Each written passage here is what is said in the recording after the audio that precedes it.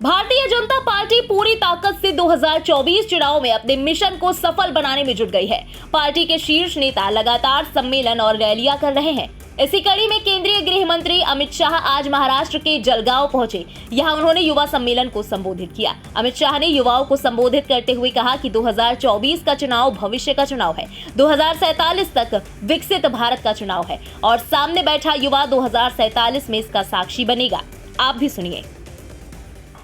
इस युवा सम्मेलन में आए हुए मेरे जिगर के टुकड़े जैसे युवा भाइयों और बहनों, आप सभी को नमस्कार। मित्रों, सबसे पहले मैं महान महाराष्ट्र की भूमि पर हिंदवी स्वराज के संस्थापक और जिनके उपकार से ये देश कभी मुक्त नहीं हो सकता, वो शिवाजी महाराज को प्रणाम कर कर मेरी बात की शुरुआत करना चाहता हूं। शिवाजी महाराज ने सबसे पहले लंबे कालखंड के बाद इस देश के स्व की भावना को जगाने का काम किया और आज देश आजाद बनकर दुनिया के सामने सम्मान के साथ खड़ा है। उसकी नींव डालने का काम शिवाजी महाराज ने किया था। मित्रों, आज जब मैं यहां आया हूं तब मेरे साथी सभी सांसद, राज्य सरकार के मंत्री, सभी विधायक और उत्तर महाराष्ट्र की पूरी भारतीय जनता पार्टी का नेतृत्व यहां बैठा है। मैं आपको कहने आया हूं कि मैं आने वाले 2024 के चुनाव के बारे में बात करने आया हूं। युवा साथियों, आप सोचते होंगे कि मंच पर से 24 के चुनाव में 8 प्रत्याशी आएंगे, उनके लिए चुनाव है, मोदी जी को फिर से प्रधानमंत्री बनाने के लिए चुनाव है। एक गलतफहमी में मत रहना।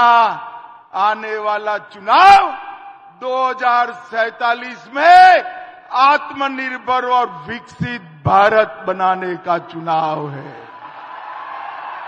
2047 में मंच पर से बहुत कम लोग होंगे, मगर मंच के सामने जो मेरे युवा साथी है, सारे के सारे 2047 में होंगे।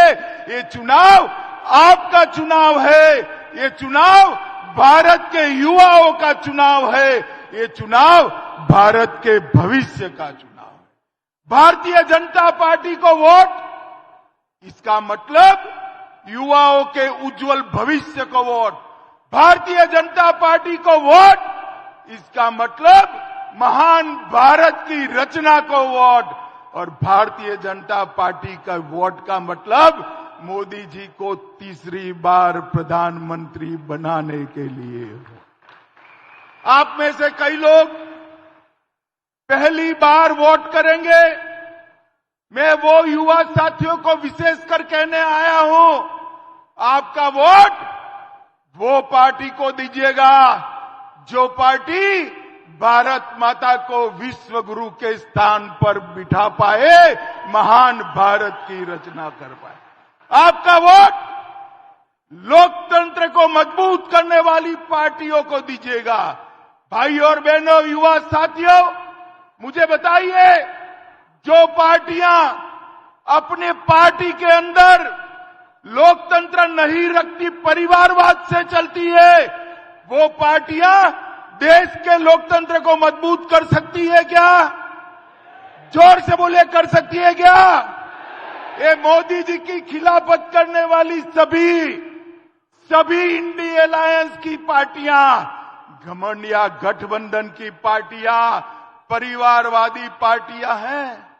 मैं आपको अभी साबित कर देता हूं। बे मीडिया वाले जरा सेट सूट कर बैठ जाओ तो जरा प्लीज बैठ जाइए, मैं यहीं खड़ा रहने वाला हूं।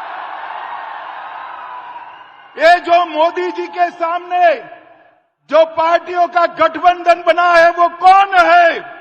कांग्रेस पार्टी सोनिया गांधी को, राहुल गांधी को प्रधानमंत्री बनाना है। उद्धव ठाकरे को, आदित्य ठाकरे को मुख्यमंत्री बनाना है, शरद पवार जी को बेटी को मुख्यमंत्री बनाना है, ममता दीदी को भतीजे को मुख्यमंत्री बनाना है, स्टालिन को उसके बेटे को मुख्यमंत्री बनाना है।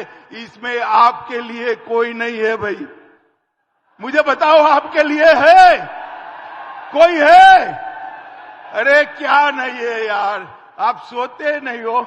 आपके लिए नरेंद्र मोदी है, भारतीय जनता पार्टी। मेरे देश के युवाओं के भविष्य के लिए नरेंद्र मोदी जी ने पूरे 130 करोड़ मतदाताओं के सामने विकसित भारत का लक्ष्य रखा है, महान भारत का लक्ष्य रखा है। मोदी जी ने ये 10 साल के अंदर भारत को सुरक्षित करने का काम किया है। मैं आपको बताता हूं, ये 10 साल तक सोनिया मनमोहन की सरकार थी। आए दिन बम धमाके होते थे। पाकिस्तान से आलिया, मालिया, जमालिया आकर बम धमाके कर कर भाग जाते थे, कोई जवाब नहीं देता। मोदी जी आए, उरी में और पुलवामा में पराक्रम किया आतंकवादियों ने। 10 ही दिन के अंदर पाकिस्तान के घर में घुसकर सर्जिकल स्ट्राइक और एयर स्ट्राइक कर कर आतंकवादियों का सफाया। ये धारा 370, मुझे बताओ युवाओं, ये कश्मीर हमारा है या नहीं है? जोर से बोलो, है या नहीं है? ये कश्मीर भारत का हिस्सा है या नहीं है? ये धारा 370, मोदी जी कश्मीर को भारत के साथ जुड़े। एक कांग्रेस पार्टी धारा 370 को 70 साल से लटकाती रही। ये हो जाएगा, वो हो जाएगा। अरे आपने मोदी जी को दूसरी बार प्रधानमंत्री बनाया। मोदी जी ने 5 अगस्त 2019 को धारा 370 को समाप्त कर दिया। ब्यूरो रिपोर्ट, इंडिया पब्लिक खबर। इसी के साथ इस खबर में बस इतना ही। देश और दुनिया की बाकी तमाम बड़ी और लेटेस्ट खबरों के लिए सब्सक्राइब करना ना भूलें इंडिया पब्लिक खबर के यूट्यूब चैनल को, और बेल आइकन दबाएं ताकि चैनल से जुड़ी सारी लेटेस्ट अपडेट्स आप तक वक्त से पहुंच पाएं।